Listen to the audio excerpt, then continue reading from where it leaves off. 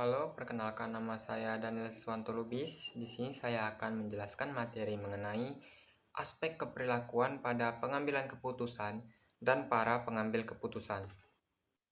Baiklah, yang pertama yaitu proses pengambilan keputusan. Apa pengertian dari pengambilan keputusan? Pengambilan keputusan merupakan proses yang selalu dihadapi dan dijalani oleh setiap manusia dalam hidup bermasyarakat.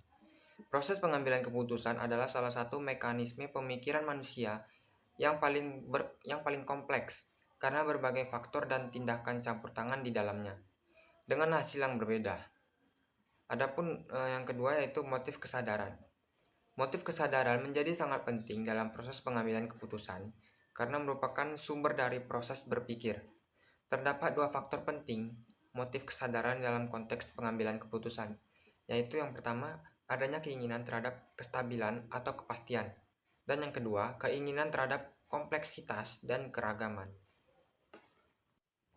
Selanjutnya yaitu jenis-jenis dari model proses. Ada 3 jenis model, yaitu model ekonomi, model sosial, dan model Simon. Yang pertama model ekonomi. Model ekonomi tradisional ini mengasumsikan bahwa seluruh kegiatan dan keputusan manusia adalah rasional sempurna, dan bahwa dalam suatu organisasi ada konsistensi di antara beragam motif dan tujuan. Sedangkan yang kedua menurut model sosial, model ini mengasumsikan bahwa manusia pada dasarnya adalah irasional dan keputusan yang dihasilkan terutama didasarkan pada interaksi sosial. Lalu yang ketiga model Simon. Model ini didasarkan pada konsep Simon tentang manusia administratif yang mana manusia dipandang sebagai makhluk yang rasional karena mereka memiliki kemampuan untuk berpikir, mengolah informasi, membuat pilihan, dan belajar. Selanjutnya itu cara pengambilan keputusan dalam organisasi. Adapun cara mengambil keputusan dalam organisasi dapat dilakukan melalui 6 cara.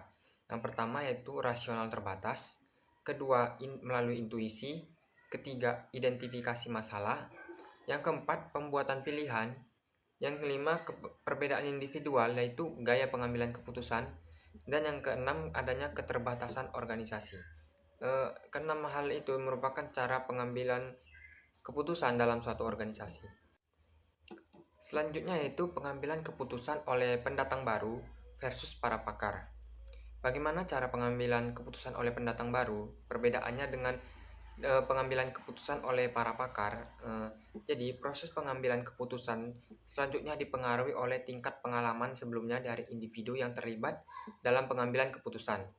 Studi yang dilakukan para ilmuwan mengungkapkan bahwa ada sejumlah perbedaan yang menarik dalam strategi dan pendekatan yang digunakan, serta data spesifik yang dipilih oleh para pakar dan pendatang baru ketika mengambil keputusan berdasarkan informasi akuntansi atau informasi keuangan lainnya.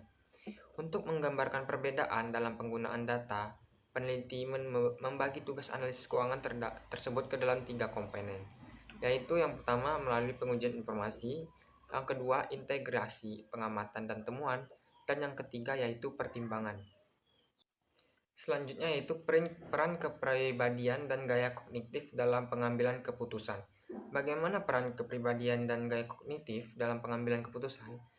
Oleh karena manusia membuat keputusan, maka banyak riset telah diarahkan pada bagaimana perbedaan psikologis dapat mempengaruhi keputusan. Perbedaan psikologis individu dapat dibagi menjadi 2 kategori, yaitu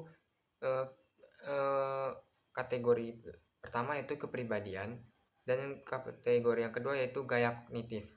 Kepribadian ini mengacu pada sikap atau keyakinan individu, sementara gaya kognitif mengacu pada cara atau metode yang mana seseorang menerima, menyimpan, memproses, serta meneruskan informasi.